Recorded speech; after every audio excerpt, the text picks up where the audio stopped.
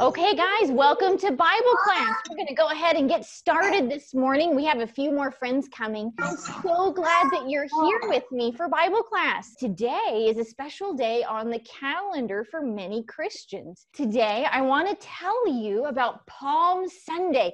And the palm tree that you're seeing has a name. His name is Methuselah. Why do you think his name is Methuselah? Do you guys remember a Methuselah from the Bible? Nod your head if you remember. He was the oldest man in the Bible.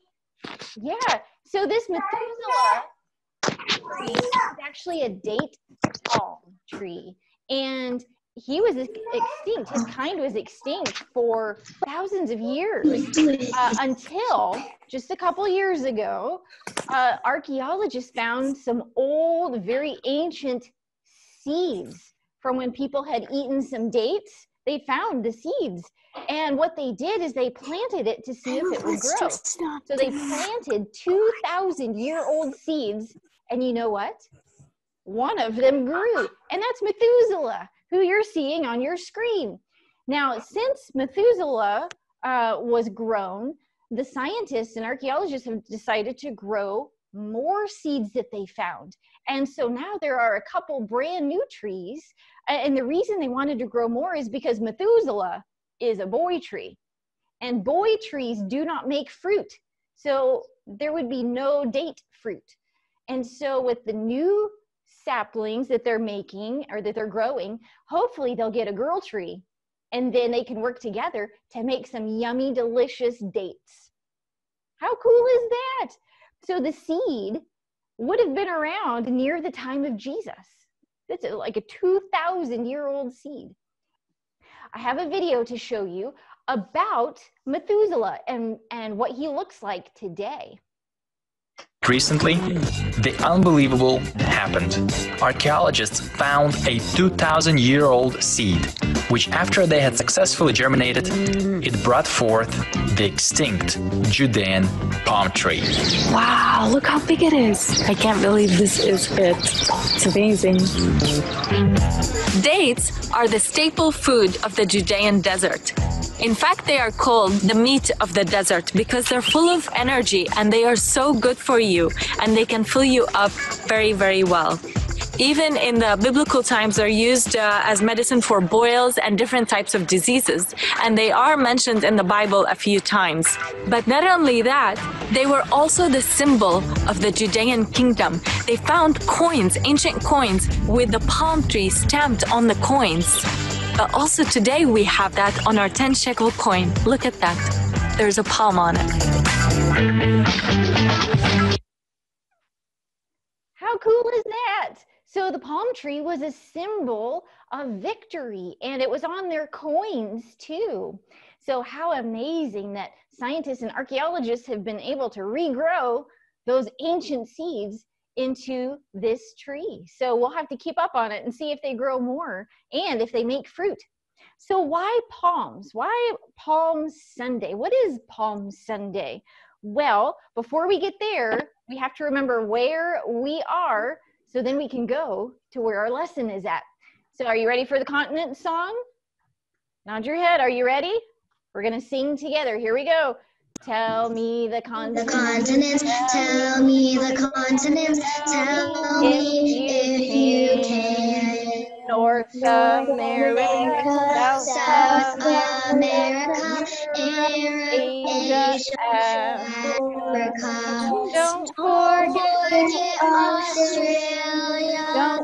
Don't forget Antarctica. Tell me the continents. Tell me the continents.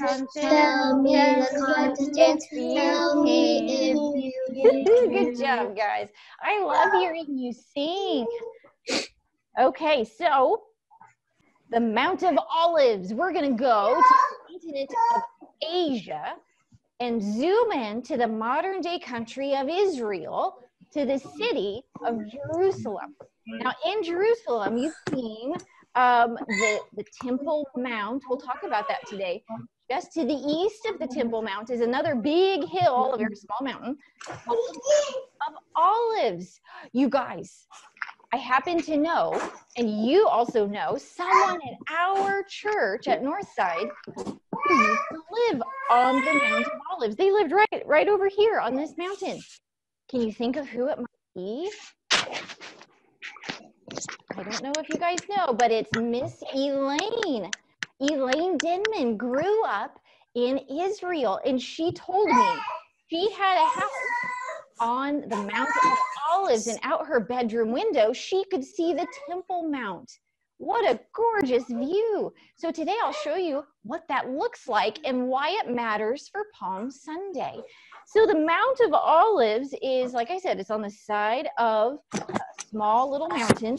And why do you think they call it the Mount of Olives?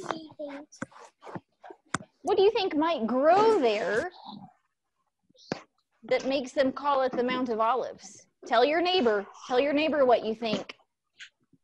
Why is it Mount of Olives? What do you think they grow? Are you ready? They grow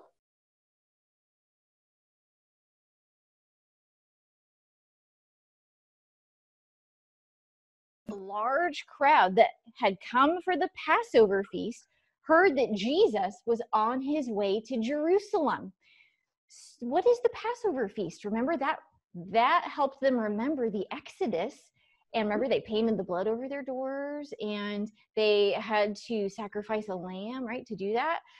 So every year after, they celebrated the Passover.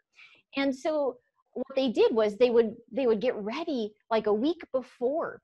And a week before, they would pick their lamb that they would use for the Passover feast. And so it's on this day that they picked their lamb that Jesus was there and was coming to Jerusalem. So now let's look at the path that Jesus took from the Mount of Olives down the hill, across the Kidron Valley, and back up. So here is a Google map of it today. Now, if Jesus had Google Maps, he could look at it and say, oh, my route will take me about 15 minutes. And that's what I have here on the map. This is only half of the route. The whole thing takes about 30 minutes to get from Bethany on the far side of the Mount of Olives up and over, and then down the valley, and then up to Jerusalem. But this is a flat map. So how do you know if you're going up and down? I'll show you. If you look on the lower left of your screen, you'll notice there is some elevation there. It says the feet, and it kind of looks like a really wide V. You see that? And so it shows you that at the beginning of your trip, you're really kind of up high. You're at 2,500 feet. 2,543 feet. And then you go down the hill, so you can see the line getting lower and lower, and then you go back up. So that is how on Google Maps you can tell if you're going uphill or downhill. So what did this look like in real life? So here is a picture from the side where the Temple Mount is, looking toward the Mount of Olives. And you can see they're big, big hills. Actually, the elevation is much higher than Wichita even. So the Mount of Olives is, around 2,500 feet high, and then they would have come down the hill through the valley and then up to the Temple Mount. That's a lot of walking. It's like a drop in 400 feet. So you got to have your good walking shoes on for this. What shoes do you think Jesus would have worn? I think maybe sandals. But even better than that, Jesus actually had a ride. What do you think he rode on this trip? Let's take a look. Camel. Donkey. Oh, but before that, I got ahead of myself. Before that, we have to read what the people were saying, because Jesus was there on the Mount of Olives. And remember, for Passover, people came from all over the world to celebrate Passover. And they all would have been there together, and they knew Jesus was there. And lots of people knew Jesus had done miracles, and they wanted Jesus to be their king. And so they said, they shouted, Hosanna! Blessed is the one who comes in the name of the Lord. Blessed is the King of Israel. And they had branches from palm trees, and they would have waved them, and they put them on the ground before where Jesus would have walked. This is what it might have looked like. This is a guy today who takes his donkey every year on Palm Sunday and follows the route that Jesus did. And I have a video of what that looks like. Are you ready?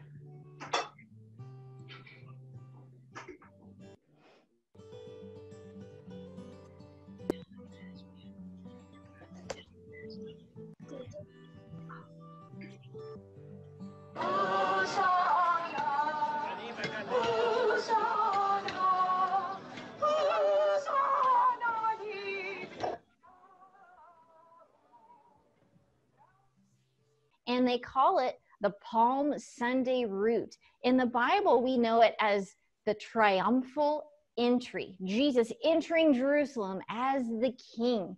But because he was on a donkey, that means he was a king of peace, not a king of war like what the people wanted.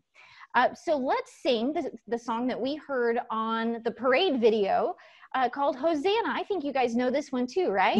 Are you ready? Here we go.